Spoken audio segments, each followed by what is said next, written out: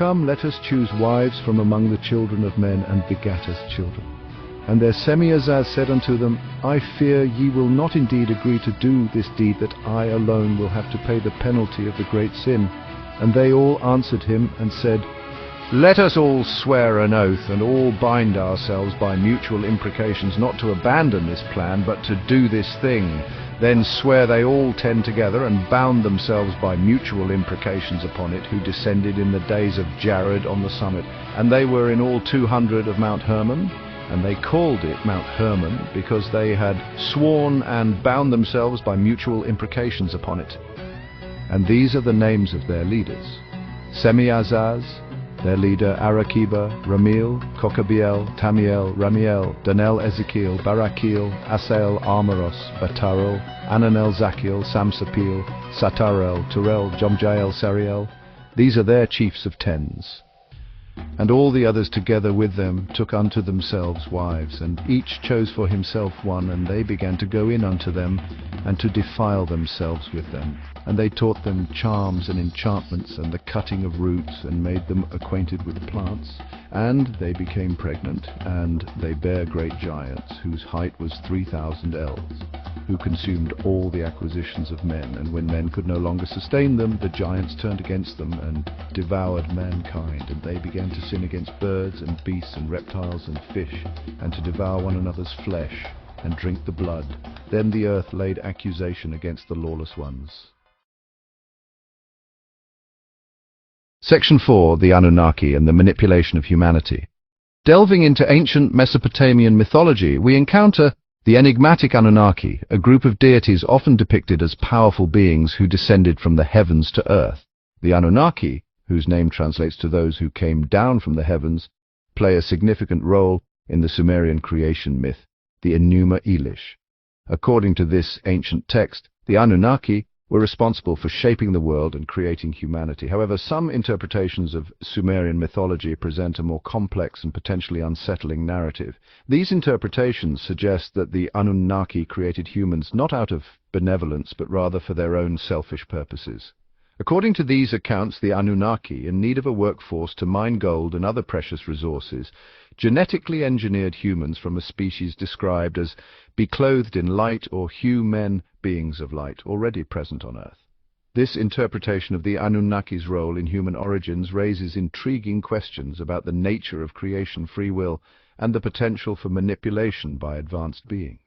If these interpretations hold any truth, then humanity's very existence may be the result of a grand cosmic deception, our destiny intertwined with the whims of these powerful ancient beings. While the Anunnaki's true intentions remain a subject of debate and speculation, their story serves as a reminder of the profound mysteries that lie hidden within our ancient past. It challenges us to question the narratives we have been given, to explore alternative interpretations of history, and to remain open to the possibility that our understanding of the universe and our place within it is far from complete. Of all the gods, like for instance Satan, it is said he got in a fight with Horus, who is possibly Thor, who is possibly the one who stole the all-seeing eye of Odin. But the all-seeing eye of Odin is the eye of Ra, and the eye of Ra is your pineal gland. The idea was that all the gods took the 10 parts of the truth and scattered them to the furthest ends of the earth, using the truth to deceive. We've been fighting over this truth since the beginning of time. You could go back 1,000,000 years and find computer chips embedded in granite, the Etherian device, the London hammer, the 8mm bolt found in Nevada. The commonality is that all the gods proclaimed to have killed their father. For example, Zeus, I have killed my father, therefore I am. He cut him into 10 parts and placed them on pikes around the earth. Apophis killed his father, cut him into 10 parts, and sent him down the river Nile so he could not be reassembled. Thor killed his father, stole the all-seeing eye of Odin, and divided the other parts amongst the gods. There's a common theme amongst all mythologies. While it is not possible to kill Prime Creator, it is possible to hide the truth, thus severing the connection we have with each other and the Creator force. But the one lie, above all else, is that they proclaim to be our creators. yet admit that we were here before they arrived and started the creation process. The Elohim in the Old Testament say, "We looked down upon the earth, and we saw all that creepeth, crawleth, and saw that it was good, and saw that man was different from the other ones." They said, "Let us make man in our image," and in their image they made them, thus proclaimed to be Elohim. The Catholic Church casts that pluralistic God idea as the Holy Trinity.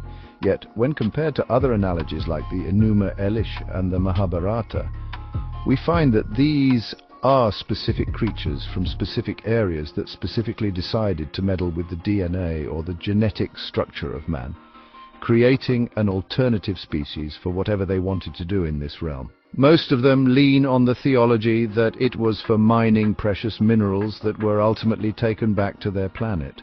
Strange as our souls are far more precious as commodities are concerned. And so the earth was left with fragments of truth, scattered and twisted by the hands of gods, leaving mankind to unravel the ancient deception. When combining the narratives, they bring together various elements, Satan and Set, both representing chaos or opposition, Horus and Thor, possible analogues of gods of war and protection, Odin's eye and Ra's eye, symbols of wisdom and surveillance. The divine conflict is a recurring theme, with many myths featuring gods overthrowing their predecessors, such as Zeus and Cronus, Osiris and Seth. The stories of human creation further complicate our understanding. Whether it's the Elohim from the Old Testament or the genetic tampering described in the Enuma Elish and Mahabharata or even the Book of Enoch, a common thread emerges: gods shaping humanity. These narratives suggest that the gods, or perhaps extraterrestrial beings, manipulated human DNA or created hybrid species for their own purposes.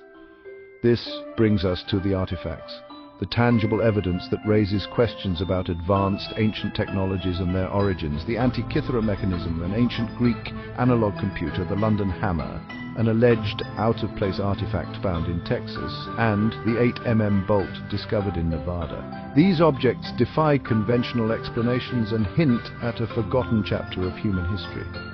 Perhaps these artifacts are remnants of a time when gods, or beings mistaken for gods, walked the earth, sharing their knowledge and technology. They might be the scattered pieces of the truth hidden in plain sight, waiting for humanity to uncover the ancient deception. As we piece together these fragments, we inch closer to unveiling the true history of our existence, one that has been shrouded in mystery and manipulation for millennia. These ideas are cast on the masses to keep them in line and afraid. Like I said, the eye of Horus is clearly the pineal gland, and yet many are afraid to even acknowledge its existence. The Christians, for instance, shy away from the symbolism of the eye of Horus, thus avoiding the recognition of their own pineal gland's potential. It's a system of taking personal power, symbolizing it, and then turning it into a god, instilling fear and reverence among the masses. Religious symbols have been strategically used to obscure and control personal power, transforming elements of human capability into divine mysteries. This compelling perspective sheds light on how myths can shape our understanding of ourselves and the world. In modern society, we see echoes of this manipulation. Ancient symbols and myths are repurposed to maintain control and suppress individual empowerment. From media to education, the narrative is carefully crafted to keep personal power in check. But as more people awaken to these hidden truths, they begin to reclaim their innate abilities and question the established order. The journey of rediscovery is fraught with challenges, but it's also a path to enlightenment and self-empowerment.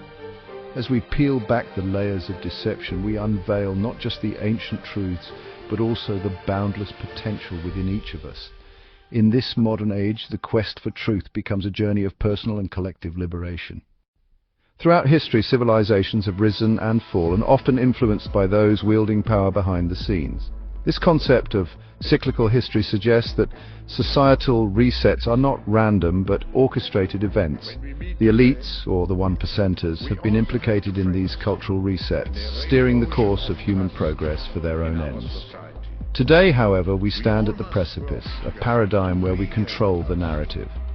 Right now, we are equipped with unprecedented access to information and a growing awareness of these hidden manipulations. We have a better chance to shape our destiny. We are no longer passive participants in this cycle. but active agents of change pushing the powers that be. To break free from this cycle of control and preserve, not destroy what we have built, but we must first acknowledge the lessons embedded in our historical and mythological narratives. By understanding the patterns of the past, we can avoid repeating the same mistakes. This requires a collective effort to educate ourselves and others, cultivating a society that values knowledge and critical thinking. As we become more informed and proactive, we can challenge the status quo and push for transparency and accountability from those in power. It's about reclaiming our personal and collective power, ensuring that our future is not dictated by a select few, but shaped by the many.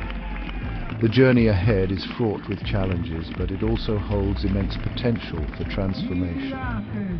By learning from the past and staying vigilant in the present, we can forge a new path, one that leads to a more just, equitable, and enlightened society. In this pivotal moment, the choices we make will determine the course of our history. Let us choose wisely, guided by the wisdom of the ages and the collective will to create a better future. Subscribe if you want to see part 2, where we delve deeper into who they are today, brought to you by the modern Gnostic.